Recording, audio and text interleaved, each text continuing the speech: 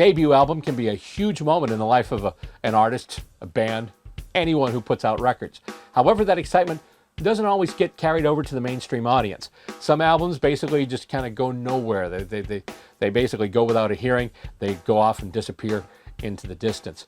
Others kind of start the path for someone to get mainstream exposure, but it'll still take them maybe one or two more albums before the people are really clued into what they're doing. And then there are those debut albums that just come rocketing out of the gate, take that big spotlight and just shine it right on the act that released that album. And that's what we're going to talk about today, some of the best debut albums of all time. Get ready to hit that play button because this video is going vinyl.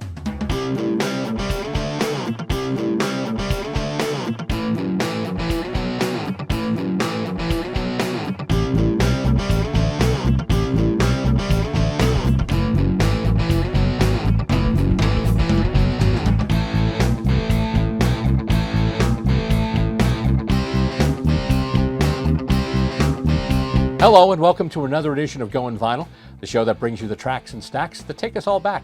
I'm your host, Bill Robert, and today we're looking at some of the best debut albums of all time. Now, a debut album's a huge thing. If you're an artist, if you're a musician, that first album is a huge thing. You've worked toward it, it's a goal, and it's the most important thing of your life. Sometimes, though, that importance does not carry over to the record-buying public. Many debut albums go without a hearing. They just kind of get lost in the shuffle and disappear. There are others where it might get received, but it's just a foothold. It doesn't equal mainstream success just yet. Bruce Springsteen comes to mind. His debut album, it's Greetings from Asbury Park, New Jersey. Lots of critical acclaim, but the public really hadn't caught on yet. His subsequent album, The Wild, the Innocent, and the East Street Shuffle, once again, critics loved it. Public just wasn't there yet. But Bruce released his third album, an album called Born to Run, and from there exploded. And so that became, so his first debut album, his debut album was terrific. People loved it, but not enough people, it was basically a slow burn till he built to the acclaim of Born to Run. What we're talking about tonight is the debut albums that basically came rocketing out of the gate. Just things that automatically just, the band, 1 second they're working on their album, next they're everywhere. The album's a hit, people are hearing their music, and next thing you know, they're just catapulted into the spotlight right on the heels of that first album. And there are some ones that come to mind, obviously, and Boston's first album comes to mind because that one came out with More Than a Feeling, Foreplay, A Long Time, and just a lot of that stuff there. And all of a sudden, it was just everywhere. It was omnipresent. You couldn't turn on a radio without hearing that music. And the same happened for Asia, which basically was a supergroup at the time with the members of Yes and Emerson, Lake and Palmer. They formed a supergroup, and they came together, and that one was a huge hit, too. Heat of the Moment, Only Time Will Tell. Those are two examples of debut albums that absolutely just blew up.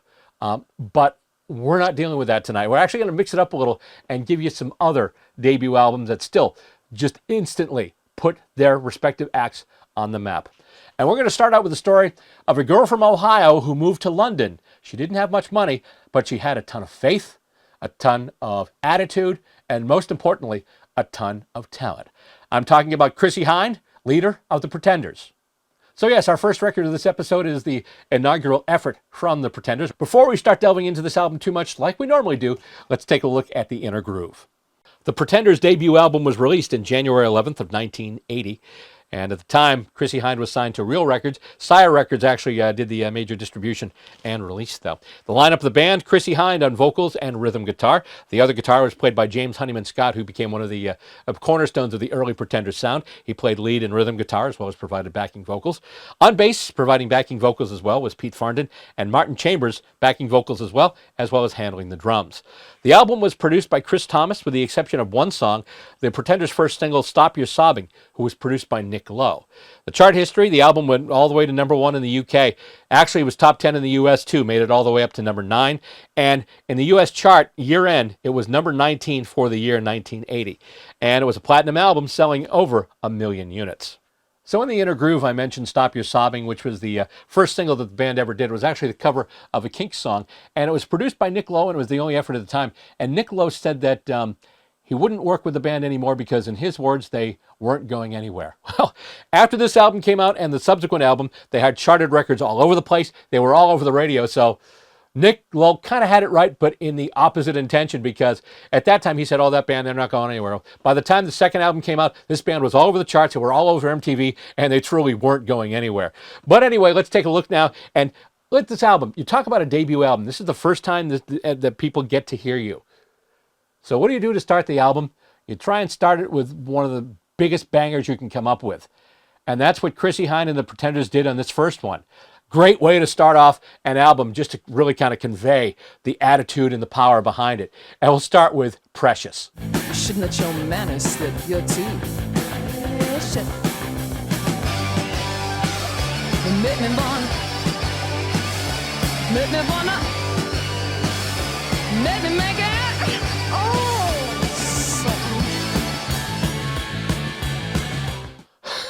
something. What a way to kick off your debut album. I mean, you come out of the gate with that. It just shows your attitude, shows your power, shows how tight this band can be, which is interesting because from what I read, at times Pete Farndon and James Honeyman Scott said that they had to get used to playing with Chrissie Hynde because her timing wasn't typical. But once they got in sync with her, everything just took off and they just turned into this great band. And in this song, talk about like being the first song on the first album, Chrissie Hynde really takes this chance to, in the words of Luke LaLoosh from the movie Bull Durham, she announces her presence with authority. And oh boy, does she ever. Such a great one. And another great banger on this first side too. I mean, we've got a whole bunch here. We're just going to go through a few really quick. The Phone Call, Up the Neck, another banger. Tattooed Love Boys is a great one, as well as Space Invaders. But the one we're going to do next is the sixth song on side one. And this one, once again, just talk about like great guitar and just great call and response here. It's The Wait.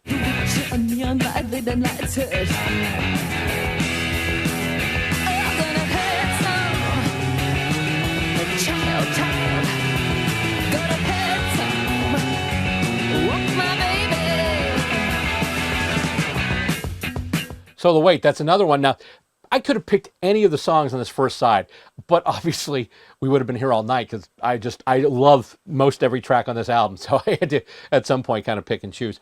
But I chose The Wait because, once again, it was one that did get played. I actually heard it on one of the local rock stations in my town when I was growing up. And it was just, once again, talk about just a great, just, even when they get to like the ding, ding, ding, ding, I mean, just, it sounded so good. And James Honeyman Scott was so versatile with his guitars.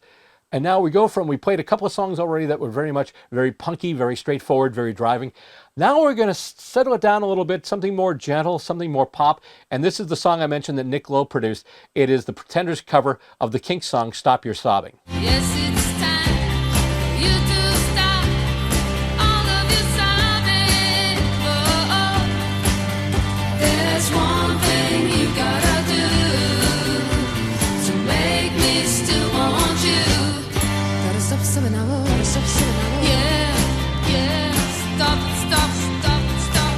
This song's got love written all over it because Chrissie Hynde was a huge fan of the Kinks. Ray Davies was a hero of hers, and she did such a great job in the repackaging of this song as the Pretenders' first single. Obviously, Nick Lowe had produced it. And after the first two songs, which were very much driving songs, just this one here is more gentle pop song, and it really shows the versatility of this band. So we're going to flip the side now, go to side two. And once again, this is more in a pop direction, a little more of a gentle feel, but it's a beautiful song, and it's got such a great guitar lick from James Honeyman Scott. This one's called Kid. Kid, what changed your mood? We got all sad, so I feel sad too. I think I know some things will never outgrow. You think it's wrong.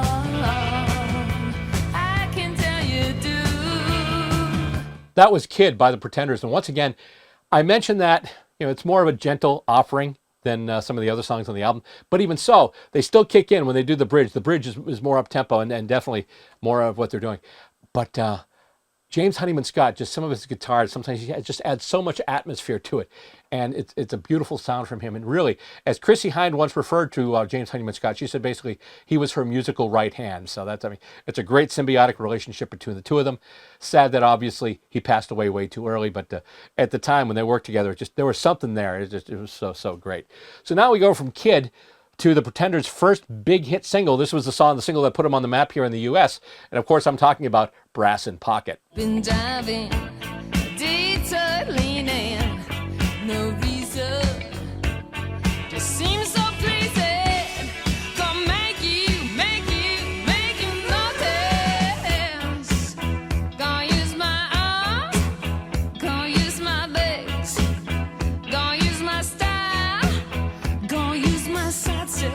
lot of special to go around in that song. It's Chrissy sings in the chorus. She's special. She's special. That band is special. The song is special.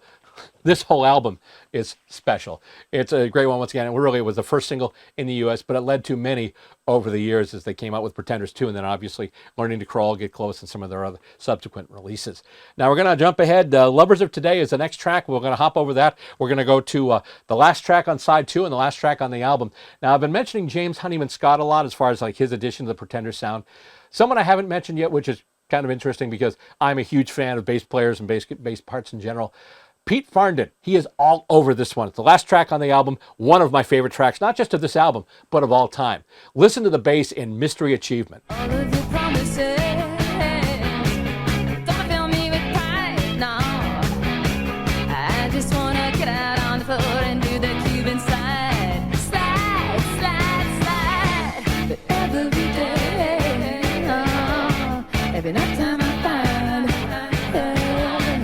Mystery Achievement, yeah, on my mind, on my mind. See what I mean about the distinctive, relentless bass line? I mean, Farnan just kicks it into such a great thing here.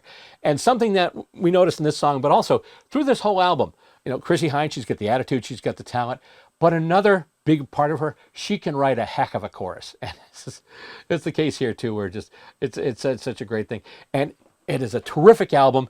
This one just came out. I mean, like I said, it hit #1 in the UK. It's just, this is huge. Such a great debut album, one of the best of all time. Rolling Stone magazine thinks so as well, and I love it. It's one of my favorite debut albums of all time. It's Pretenders. This is the second album we're looking at tonight, and it's from the band The Go-Go's, and it's their debut album, Beauty and the Beat. Another one of those debut albums that just popped right on the scene, put the spotlight on them immediately.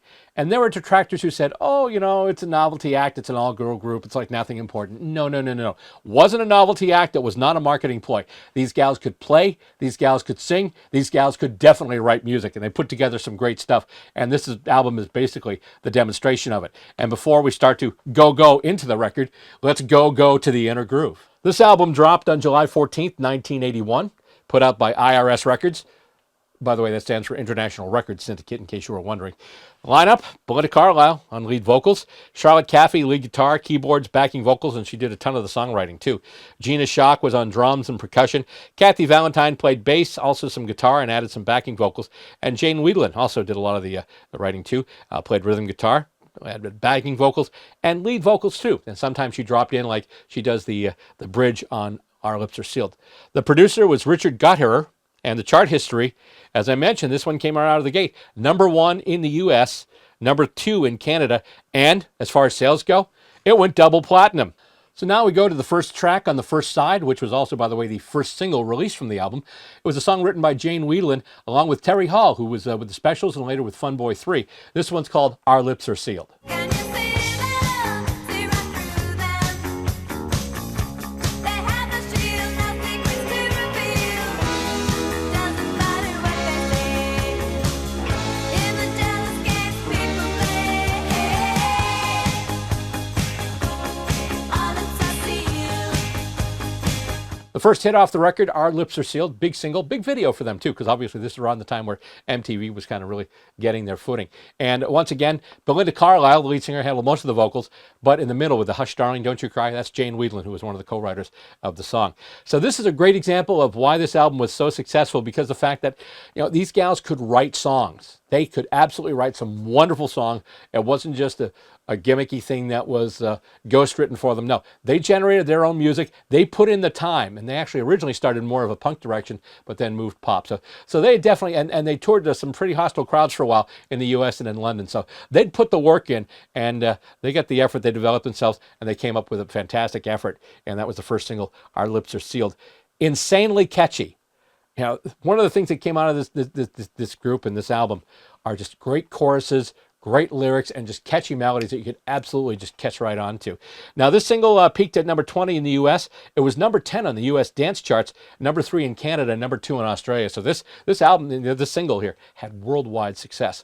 So now we're going to go to another song here. And once again, it's up-tempo, it's catchy, and it just has you tapping your toes instantly. This one's called How Much More. I want to be that girl tonight. Girl tonight. Girl tonight.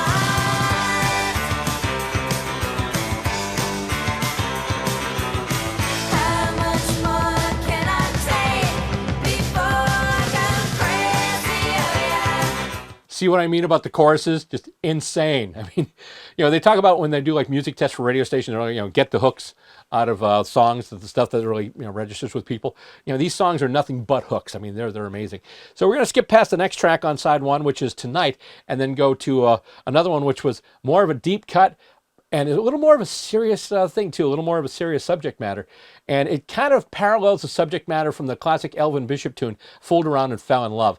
This one's called Lust to Love.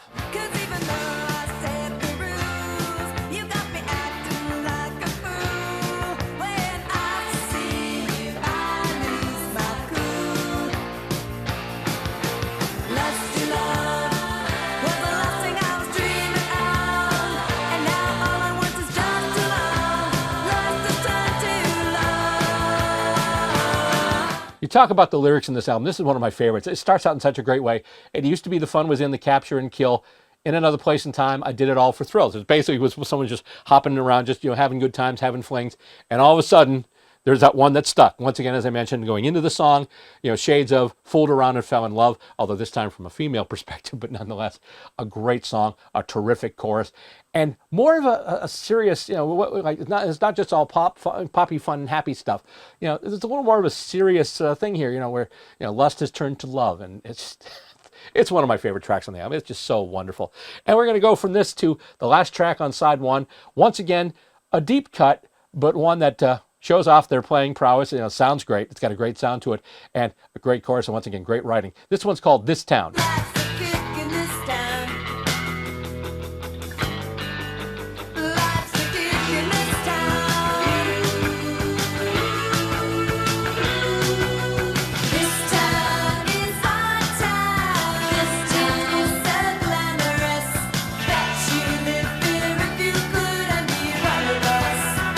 So that was This Town, a little darker sound, but not completely out of their realm of pop. And once again, a great chorus, just some great lyrics too. And you can tell they're putting in the effort. It's not like something like the Monkees where it was just a bunch of musicians and they show up and lip sync. No Milli Vanilli here. These gals are creating it, they're writing it, they're playing it, and they're killing it.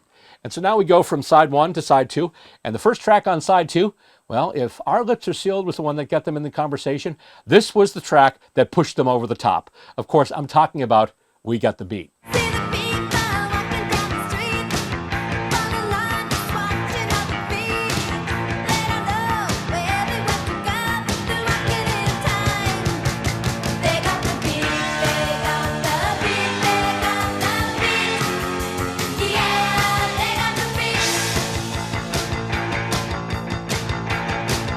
And that was indeed the ubiquitous hit, We Got the Beat. I do say ubiquitous because you still hear it to this day. It's still such a popular song and people still love it. And for good reason, because it's a terrific song and this is a terrific album. We're going to take a few jumps down side two here. We're going to skip over Fading Fast and also Automatic, and You Can't Walk in Your Sleep If You Can't Sleep. However, we'll get to track number track number 5 on this second side. And this is one that was written by guitarist Charlotte Caffey and lead singer Belinda Carlisle. A little more of a hard edge, a little more attitude, Skid Marks on My Heart.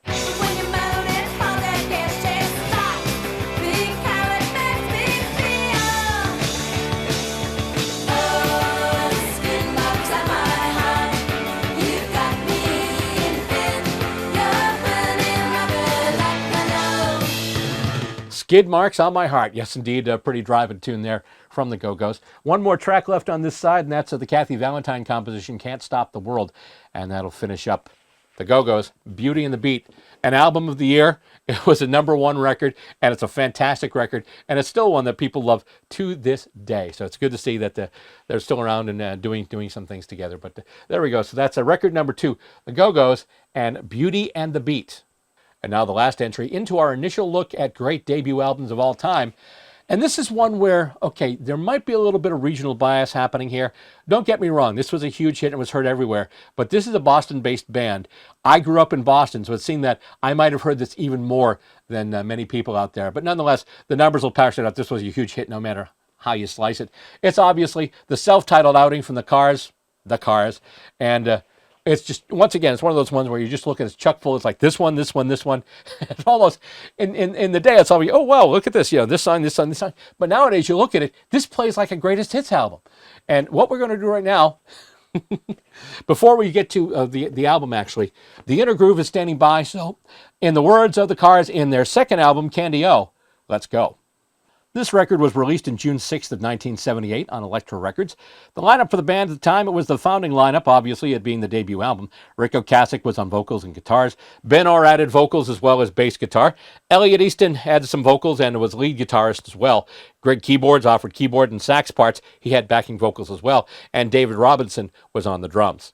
The album was produced by Roy Thomas Baker, and as far as the chart history, the week-to-week Billboard chart, it peaked at number 18, but at the year-end Billboard chart, that held the number 4 spot. The sales?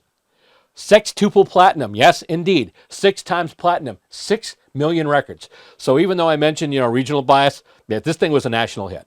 One of the things that highlighted really the Cars' popularity was the fact that the songs were poppy and accessible, yet at the same time, the Cars still had their own unique kind of sound that no one else was doing. They had the interesting keyboard sound. Obviously, Rick Ocasek wasn't singing like anybody else, and even though Ben Orr provided a bunch of the vocals too. And also you had the really wild backing vocals, like you heard Elliot Easton and Greg Hawkes in the backing vocals, and gave them a really distinct sound. Kind of like Queen when you had everyone singing in the background. They had their own distinctive sound too. But anyway, we're going to go, and right now we're going to roll the record. In fact, I say we're going to roll the record. We're going to let the good times roll.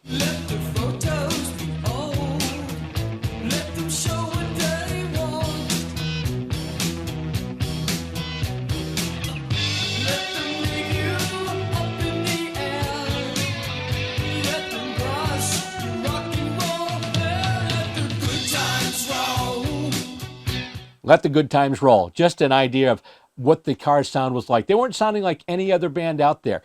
Rick Ocasek's vocals were distinct and unique, and just the keyboards and the arrangement of the band sounded really good. And actually, that was a huge hit for them, but maybe they're one of the biggest hits off the first one, the second track on the album, second track on side 1, and this one, My Best Friend's Girl. Here she comes again when she's dancing beneath the starry sky.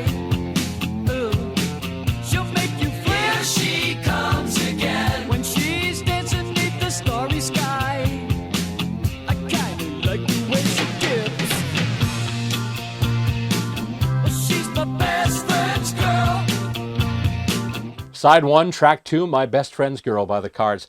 And you could see, as you were listening to the album, this band had just this touch for making these quirky yet catchy bangers that really just resonated with people, and they loved it. And Rick Ocasek's interesting vocal sound. I mean, not everyone was sounding like, in fact, nobody sounded like Rick Ocasek, but it led to them having unique sound. They stood out from the pack and really just kind of had some big hits there. And now on this one, and actually, we're going to change vocalist here. Ben Orr, bass player, he's going to be handling the vocals for this one. Another huge monster hit from the Cars that you'll hear to this day. Just What I Needed. All these new jeans wear it well, and you look so fancy, I can tell. I don't mind you hanging out and talking in your sleep.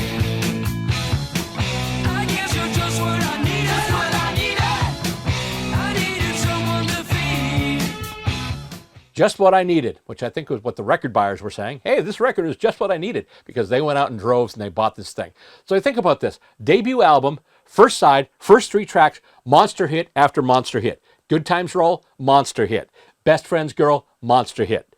Just What I Needed, monster hit. So we're going to continue now, and going through the rest of side 1 here, we're going to skip the last 2 tracks on the side here. I'm in Touch with Your World, we're going to skip past. Also, Don't You Stop. Once again, good tunes, but we want to get over and get to side 2. And we were talking before about just one banger hit after one banger hit. You flip the record, and you've got another one here. You're All I've Got Tonight.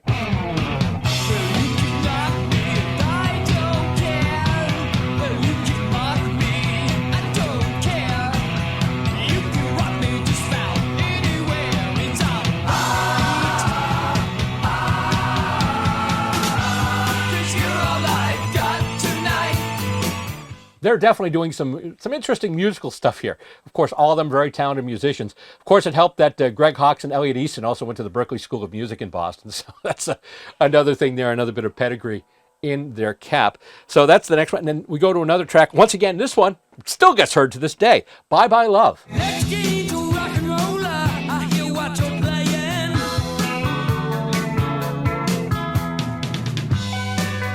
It's oranges